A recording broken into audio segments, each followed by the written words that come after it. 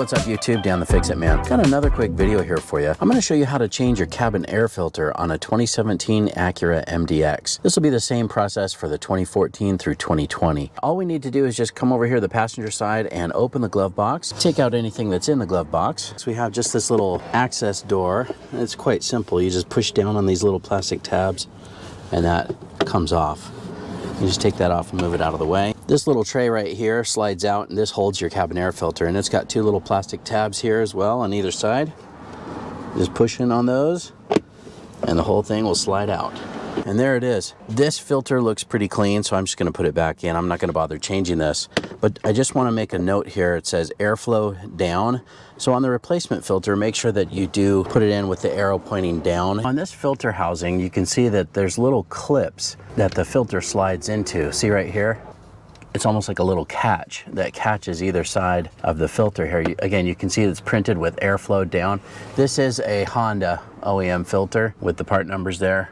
If you want to get a Honda OEM filter, there you go.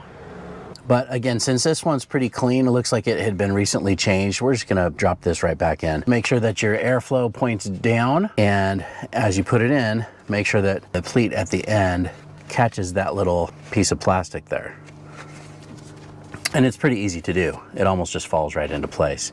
This back one may not have been installed correctly because it didn't look like it was in that last pleat.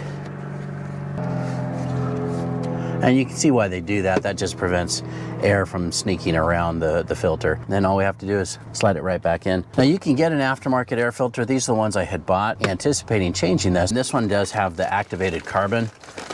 So you've got like this little speckled black look to it, but it looks like it will still work and function the same. And see, it's got airflow printed on it as well, which we would install facing down. We'll just hang on to these for the next time we do need to change the cabin air filter. All right, and then in this case, since we're putting the old one in, it's all ready to go, and just slide that tray back in with the airflow pointed down, and it'll just click into place. And then finally, we just line this access door back up down below and press it in place.